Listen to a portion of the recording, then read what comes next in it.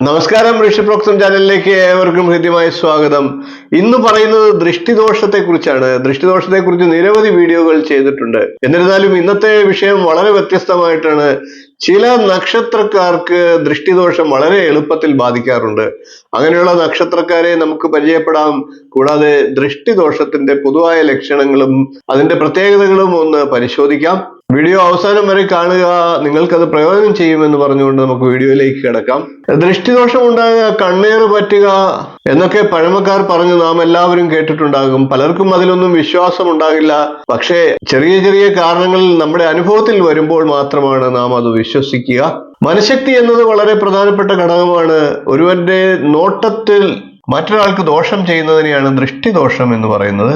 ഒരാൾ നോക്കിയാൽ ഉടനെ ദോഷം വരുമോ എന്നൊക്കെ ചിലർ ചോദിച്ചേക്കാം. പക്ഷെ അവരൊക്കെ അനുഭവത്തിൽ മാറി ചിന്തിച്ച് കണ്ടിട്ടുണ്ട്.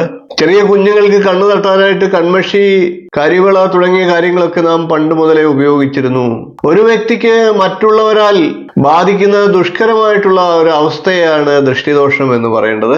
ദൃഷ്ടിദോഷത്തിന് ഇരയാകാത്തവർ വളരെ വിരളമായിരിക്കും.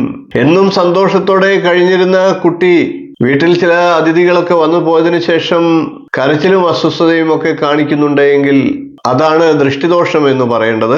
അതേപോലെ തന്നെ ഇത് മനുഷ്യർക്ക് മാത്രമല്ല ദൃഷ്ടിദോഷം ബാധിക്കുക. നന്നായി കായ്ച്ചുകൊണ്ടിരുന്ന ഒരു വൃക്ഷം ആരെങ്കിലും വന്ന് ഇത് നന്നായി കായ്ക്കുന്നുണ്ടല്ലോ എന്ന് പറഞ്ഞതിന് ശേഷം അത് പിന്നീട് കായ്ച്ചിട്ടില്ല എങ്കിൽ, അല്ലെങ്കിൽ അത് കായ്ച്ചതെല്ലാം പൊഴിഞ്ഞു പോവുക എന്നുള്ള അവസ്ഥയൊക്കെ വന്നിട്ടുണ്ടെങ്കിൽ ഇത് നിങ്ങളുടെ ഓരോരുത്തരുടെയും അനുഭവത്തിൽ വന്നിട്ടുണ്ടാകും. എന്റെ അനുഭവത്തിലും ഇത്തരം കാര്യങ്ങളൊക്കെ ഉണ്ടായിട്ടുണ്ട്. അങ്ങനെയാണ് ഇതിലെല്ലാം നമുക്ക് വിശ്വാസം തോന്നുന്നതും. ഇങ്ങനെയുള്ള കാര്യങ്ങളെയാണ് ദൃഷ്ടിദോഷം എന്ന് പറയുന്നത്. ഒരാളുടെ നോട്ടത്തിലൂടെയോ വാക്കിലൂടെയോ ഒക്കെ മറ്റൊരാൾക്ക് ദോഷം വരിക, അതാണ് ദൃഷ്ടിദോഷം, വാഗ്ദോഷം എന്നീ ദോഷങ്ങൾ. ഇത് മനുഷ്യർക്ക് മാത്രമല്ല മൃഗങ്ങൾക്കും വൃക്ഷങ്ങൾക്കും ഒക്കെ വരാമെന്നിപ്പോൾ നിങ്ങൾക്ക് മനസ്സിലായിട്ടുണ്ട് എന്ന് വിശ്വസിക്കുന്നു. ചില വ്യക്തികളുടെ നോട്ടമോ വാക്കോ അശുഭമായിട്ടുള്ള ചിന്തയോ പോലും മറ്റുള്ളവർക്ക് ദോഷം ചെയ്തേക്കാം. നക്ഷത്ര വിജ്ഞാന ശാഖ പ്രകാരം ചില നക്ഷത്രക്കാർക്ക് പെട്ടെന്ന് തന്നെ ദൃഷ്ടിദോഷം ബാധിക്കാൻ സാധ്യതയുണ്ട്. ഇങ്ങനെയുള്ള നക്ഷത്രക്കാരിൽ മറ്റുള്ളവരുടെ ദൃഷ്ടിദോഷം വളരെ പെട്ടെന്ന് തന്നെ പതിയും എന്നുള്ളത് പഠനങ്ങൾ തെളിയിച്ചിട്ടുണ്ട്. നമുക്ക് ആ ദൃഷ്ടിദോഷം പെട്ടെന്ന് പതിയാൻ സാധ്യതയുള്ള നക്ഷത്രക്കാർ ആരൊക്കെയാണ് എന്ന് പരിശോധിക്കാം. ഒന്നാമത്തെ നക്ഷത്രം അശ്വതി തന്നെയാണ്. ആദ്യത്തെ നക്ഷത്രമായിട്ടുള്ള അശ്വതിക്കാർക്ക് ദൃഷ്ടിദോഷം പെട്ടെന്ന് ഏൽക്കുന്ന നക്ഷത്രമാണ്. മറ്റുള്ളവരുടെ കണ്ണു പതിയുന്നത് കൊണ്ട് തന്നെ ദോഷങ്ങൾ എളുപ്പം ബാധിക്കുന്ന നക്ഷത്രമാണ് അശ്വതി. രണ്ടാമത്തെ നക്ഷത്രമാണ് രോഹിണി. ഭഗവാൻ ശ്രീകൃഷ്ണന്റെ നക്ഷത്രമാണ്. എന്നിരുന്നാലും ഭഗവാന് പോലും ചിലപ്പോഴൊക്കെ ദൃഷ്ടിദോഷം ഉണ്ടായിട്ടുണ്ട്. പെട്ടെന്ന് തന്നെ ദൃഷ്ടിദോഷം ബാധിക്കുന്ന നക്ഷത്രക്കാരാണ് രോഹിണിക്കാരും. മൂന്നാമത്തെ നക്ഷത്രം അത്തം നക്ഷത്രമാണ്. നാലാമത്തെ നക്ഷത്രം ചിത്തിരയാണ്. അഞ്ചാമത്തെ നക്ഷത്രം ചോതിയാണ്. ഈ മൂന്ന് നക്ഷത്രക്കാർക്കും ദൃഷ്ടിദോഷം പെട്ടെന്ന് തന്നെ ബാധിക്കാം.